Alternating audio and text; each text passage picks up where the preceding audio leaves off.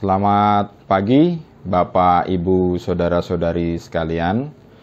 Kembali kita berjumpa dalam ibadah kita pada pagi hari ini.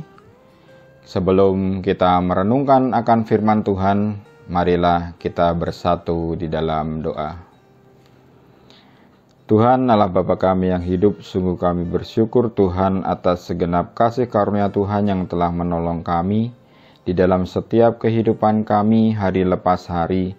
Kuasa Tuhan yang menguatkan kami akan kehidupan kami yang telah kami lalui dan hingga pada saat ini yang akan kami jalani. Tuhan berkenan menolong kami. Pimpin kami Tuhan di dalam membaca akan firman-Mu, merenungkan akan firman-Mu, dan biarkanlah kuasa Roh Kudus Tuhan yang berkuasa atas kehidupan kami. Berfirmanlah untuk kami Tuhan, kami siap mendengarkannya. Hanya di dalam nama Yesus kami berdoa. Amin. Bapak Ibu yang dikasihi Tuhan, mari kita membaca dari Alkitab kita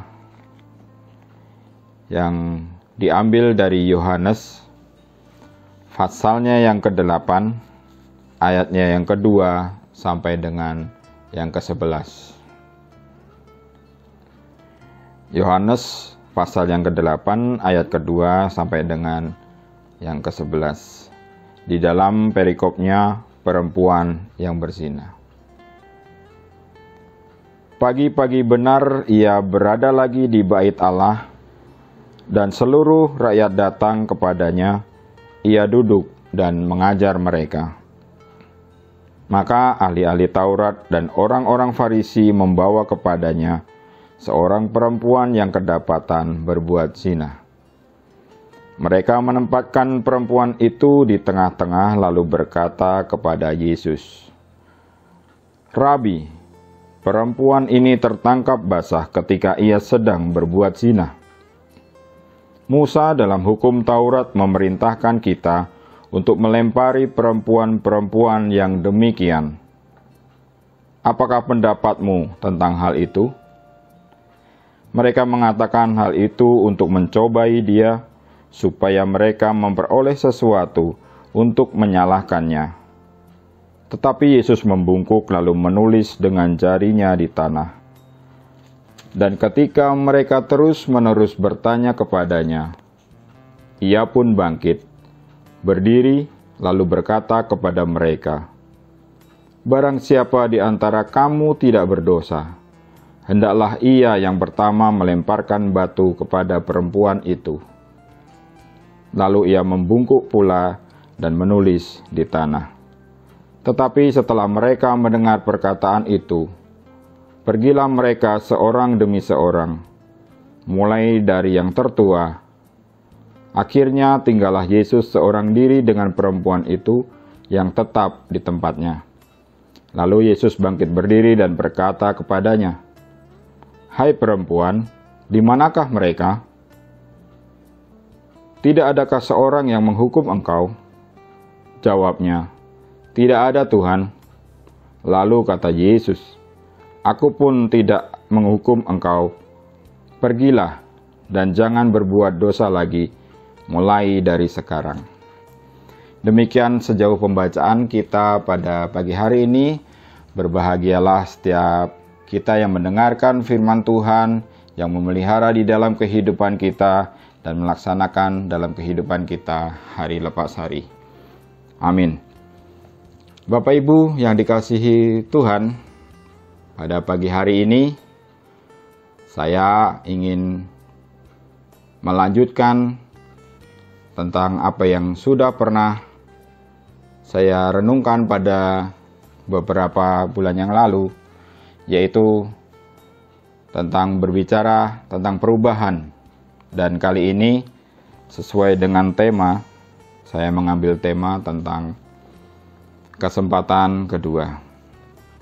Pembahasan ini lanjutan dari renungan yang pernah saya sampaikan sebelumnya mengenai hidup yang diubahkan dan perubahan di dalam kehidupan kita, dan memahami apa arti kehidupan kita di dalam Tuhan. Pada saat ini, Bapak Ibu Saudara-saudari sekalian, Jika kita mendengarkan istilah tentang kesempatan kedua, apa yang kita pikirkan? Ada yang berpikir orang yang sudah divonis di dalam hidupnya tidak akan lama lagi, dan bahkan hampir dipanggil Tuhan. Dan seketika itu juga dia diubahkan menjadi orang yang memiliki hidup dan dipulihkan oleh Tuhan, dan diberikan kesempatan kedua untuk melanjutkan kehidupannya dengan penuh makna. Terkadang orang juga berpikir akan kehidupan atau kesempatan yang kedua juga merupakan kehendak Tuhan untuk menyatakan bahwa Allah senantiasa menyertai akan kehidupan manusia, sehingga Tuhan pun dapat mengubahkan setiap kita untuk menjadi anak-anak Tuhan dan memulihkannya. Apa rasanya jika kita sudah divonis kalau misalkan umur kita sudah tidak panjang, dan pada saat itu juga Tuhan mengubahkan, Tuhan yang memberikan kekuatan, Tuhan yang memberikan pemulihan. Sungguh sukacita senantiasa hadir di dalam kehidupan kita. Kita senantiasa bersyukur selalu, bahkan senantiasa setiap hari mengagungkan nama Tuhan. Istilah kesempatan kedua yang kita baca pada bacaan akan firman Tuhan pada kali ini, yaitu digambarkan ada seorang perempuan yang berzina, yang dianggap oleh orang-orang Farisi dan ahli-ahli Taurat itu merupakan orang yang sesat. Kejadian ini berlangsung ketika Tuhan Yesus mengajar di Bait Allah. Orang-orang Farisi dan ahli-ahli Taurat datang kepada Yesus dengan membawa perempuan yang berzina. Niat dari orang-orang Farisi dan ahli-ahli Taurat ini membuat hanya ingin mencobai Yesus pada saat itu. Sehingga dengan diperhadapkan oleh seorang perempuan yang berzina ini, mereka beranggapan Yesus akan berbuat kesalahan dan sangat mudah dihadapkan untuk ke pemerintahan Romawi pada saat itu. Pokok pencobaan itu dasarnya adalah bagaimana Tuhan Yesus memandang segala perintah yang tertulis dalam Taurat Musa. Karena Tuhan Yesus dihadapkan oleh perintah Taurat Musa dan juga perintah dari Kaisar Romawi pada saat itu. Para pemimpin agama itu mencari kasus-kasus sehingga memudahkan Yesus jatuh atau sangat mudah untuk disalahkan. Pada saat itu ada dua hukum yang diperhadapkan kepada Yesus, yaitu hukum sipil dan hukum Taurat. Mereka menempatkan Tuhan Yesus sebagai hakim atas kesalahan dan dosa yang dilakukan oleh perempuan tersebut yang berzina tersebut. Kendati hal itu yang dia lakukan maksud hanya untuk mencobai Tuhan. Namun alasan yang mereka ajukan itu sangat serius, yaitu perbedaan antara dua hukum, hukum sipil dan hukum agama. Jika menurut hukum Taurat Musa, perempuan yang demikian harus dihukum dan dilempari batu sampai mati. Sedangkan hukum yang dianut oleh pemerintahan sipil, yaitu pada masa itu oleh Kekaisaran Romawi, hukum tersebut tidak dilakukan dan tidak boleh dilaksanakan hanya karena perbuatan berzina. Dengan kata lain, melempari si pendosa itu dengan batu sampai mati adalah suatu kebenaran di dalam seluruh hukum. Tetapi pada masa itu, hal itu semacam ini tidak sesuai dengan yang disampaikan oleh hukum Romawi. Kita baca ayatnya yang ke-6 mengatakan demikian. Mereka mengatakan hal itu untuk mencobai dia, supaya mereka memperoleh sesuatu untuk menyalahkannya. Tetapi Yesus membungkuk lalu menulis dengan jarinya di tanah, sehingga sepertinya ia sedang tidak mendengarkan mereka. Apakah yang kira-kira Tuhan Yesus tulis di atas tanah tersebut? Dalam Alkitab tidak dijelaskan apa yang Tuhan tuliskan pada saat itu, dan tidak ada seorang pun yang tahu apa yang Tuhan tuliskan. Tetapi saat itu Tuhan ingin menunjukkan bahwa Dialah yang berkuasa. Tuhan Yesus ingin menunjukkan bahwa Dialah Allah yang sehingga dengan jarinya Dia mampu menuliskan 2 loh batu yang pada saat itu dikirimkan untuk Musa, untuk bangsa Israel di Gunung Sinai. Hal itu menunjukkan bahwa Yesus Kristus adalah Allah sendiri. Sementara Tuhan Yesus menulis di atas tanah, ia seolah-olah hanya untuk menunjukkan, inilah aku, Tuhan Allah, yang menuliskan hukum-hukum itu dengan jari tanganku. Setelah para ahli-ahli Taurat dan orang-orang Farisi tersebut bertanya kepada Tuhan Yesus, dan Tuhan Yesus menjawab mereka dengan penuh keyakinan dan penuh otoritasnya. Tuhan Yesus berkata, "Barang siapa di antara kamu tidak berdosa, hendaklah ia yang pertama melemparkan batu kepada perempuan itu."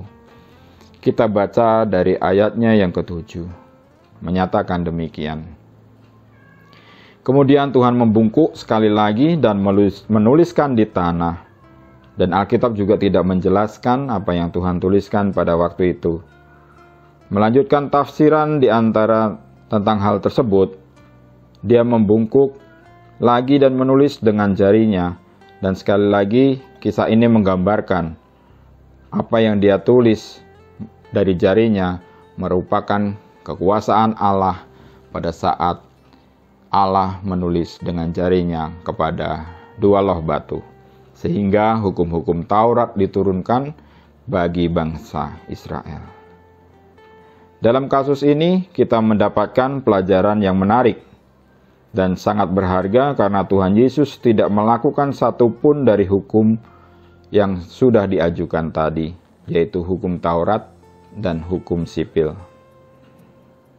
Orang-orang yang ada pada saat itu ingin menjebaknya, tetapi Tuhan Yesus membawa persoalan itu kepada hati nurani mereka masing-masing. Yesus mengubah kaidah hukum, yaitu kaidah hukum melalui perasaan hati nurani yang jauh dari yang tidak normal menjadi kaidah yang sangat normal. Pada ayatnya yang ke-9, Tuhan di dalam Yohanes pasal 8 ayatnya yang ke-9 dinyatakan, "Tetapi setelah mereka mendengar perkataan itu, pergilah mereka seorang demi seorang, mulai dari yang tertua, dan akhirnya tinggallah Yesus seorang diri dengan perempuan itu yang tetap di tempatnya."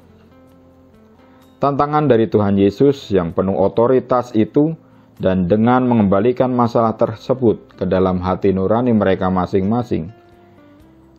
Jadi, para ahli-ahli Taurat dan orang-orang Farisi tersebut meninggalkan Yesus pada saat itu karena dianggap mereka masih memiliki hati nurani dan mereka merasa tidak ada seorang pun di antara mereka yang tidak berdosa. Sehingga mereka meninggalkan Tuhan Yesus dan meninggalkan perempuan tersebut. Kepergian orang-orang Farisi dan ahli-ahli Taurat, seorang demi seorang, itu mempertajam kisah ini bahwa apa yang dilakukan Tuhan Yesus cukup membuat mereka tidak merasa senang, tetapi mereka juga tidak mampu menanggapi tantangan yang Yesus berikan. Di lain pihak, tantangan Tuhan Yesus itu juga telah menunjukkan dan memberikan arti keadilan bagi perempuan itu. Bukan berarti Tuhan Yesus memperbolehkan atau mengizinkan perzinahan terjadi pada masa itu. Tetapi Tuhan Yesus memberikan pengampunan kepada perempuan itu sehingga perempuan itu dapat diubahkan, dapat berubah menjadi perempuan yang memiliki hidup yang penuh makna. Tuhan Yesus mengatakan demikian kepada perempuan itu dan memberikan kesempatan kembali kepada perempuan itu untuk memiliki hidup yang jauh lebih baik. Bapak, Ibu, saudara-saudari yang terkasih, bersama dengan Yesus di situ salah satu pada saat itu kita juga melihat bahwasanya banyak tokoh-tokoh yang di dalam Alkitab yang dikatakan terjadi perubahan di dalam kehidupannya.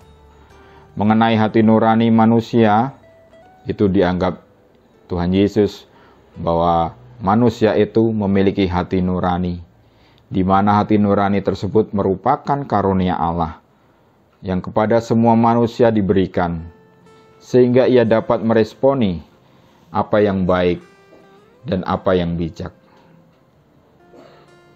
Ketika manusia masuk ke dalam arah yang tidak benar dan mereka hendak mencelakakan Yesus di dalam peristiwa perempuan yang berzinah ini, Tuhan Yesus yang adalah Allah merupakan inkarnasi. Dia tentu tahu bentuk bahwa manusia ciptaannya itu punya yang namanya hati nurani. Tuhan kita juga memberikan kita suatu petunjuk arah yang benar, dan sehingga para ahli-ahli Taurat dan orang-orang Farisi ini dibuatnya terdiam. Bapak Ibu yang dikasihi Tuhan, tindakan Tuhan Yesus untuk tidak menghukum perempuan itu secara fisik bukan berarti, ya seperti yang sudah saya sampaikan, mengizinkan suatu perzinahan itu terjadi pada masa itu. Tetapi kata-kata Yesus ini justru berkaitan dengan nasihat yang kuat. Hal ini ditujukan supaya para pelanggar-pelanggar pun, pelanggar-pelanggar yang berbuat dosa pada waktu itu juga mendapatkan kasih. Tetapi Tuhan Yesus jelas tidak mengizinkan perbuatan dosa, baik perzinahan maupun dosa-dosa yang lain, dan menuntut untuk mengubah hidup agar lebih baik. Itu dinyatakan Tuhan untuk kehidupan kita sekalian supaya kita tetap hidup di dalam kehendak Tuhan. Tuhan memberikan kesempatan kepada kita dan Tuhan memberikan kesempatan kepada perempuan itu. Bapak, Ibu, saudara-saudari yang dikasihi Tuhan, kita juga mengenal banyak tokoh di dalam Alkitab yang pernah mengalami suatu kesempatan kedua, yaitu melalui kesempatan pertobatannya. Dalam beberapa hari yang lalu, di dalam sebuah literatur, saya membaca tentang Yunus. Pada asal-muasalnya Tuhan Yesus, Tuhan Allah mengutus Yunus untuk pergi ke Niniwe. Tetapi Yunus melarikan diri ke Tarsis, sehingga di dalam perjalanannya Tuhan menghukum Yunus, dan pada saat itu Yunus dibuang ke tengah laut. Dan sesuai dengan firman Tuhan, Yunus dimakan ikan besar. Di dalam perut ikan tersebut Yunus mengalami pertobatan, dan pada akhirnya Yunus juga kembali mengikut firman Tuhan, kembali mengikut kehendak Tuhan, yaitu dia akan pergi ke Niniwe dan Tuhan memberkati kepergiannya untuk ke Niniwe. Pertobatan yang Yunus perbuat ini juga berbuah manis dan berbuah sangat indah dengan adanya pertobatan bagi Niniwe. Kota Niniwe bertobat, dan Tuhan pun tidak akan menghukum Niniwe. Dalam istilah kesempatan yang kedua yang berhubungan dengan kematian, di saat kita diperhadapkan dengan maut, Tuhan masih mengasihi kita dan memberikan kehidupan yang baru bagi kita. Kita mengingat sosok penjahat yang pada saat Yesus disalibkan, ada seorang penjahat di sisi Yesus pada saat itu disalibkan, dan ia menyatakan bahwa Yesus, ingatlah akan aku apabila engkau datang sebagai Raja. Di akhir hidupnya, penjahat ini mengalami pertobatan. Di akhir hidupnya, penjahat ini memberikan pengharapan kepada Yesus yang pada saat itu juga disalibkan. Sehingga Yesus juga memberikan janji yang indah bagi penjahat tersebut, yaitu dengan membawanya bersama-sama ke Firdaus. Kisah yang lain kita juga dapat membaca dalam Alkitab kita. Kita juga bisa membaca tentang Lazarus. Tuhan juga membangkitkan Lazarus, dan Tuhan juga membangkitkan anak Yairus. Tuhan membangkitkan putra seorang janda, dan Tuhan melakukan perubahan besar atas diri Saulus. Di mana pada saat itu Saulus merupakan orang yang jahat, sehingga dia sering menghujat Tuhan, dan Saulus mengalami pertobatan. Di tengah-tengah perjalanan dia mengalami pertobatan karena kebutaannya. Dan Saulus yang diubahkan ini, dia merubah nama menjadi Paulus. Dan pertobatan yang terjadi dalam diri Paulus ini mengakibatkan banyak orang yang percaya kepada Yesus Kristus. Karena apa yang dilakukan Paulus ini, dia sampai mengabarkan Injil ke seluruh negeri. Bapak Ibu yang dikasihi Tuhan, sungguh saya pun juga merasakan apa yang bisa disebut kesempatan kedua itu.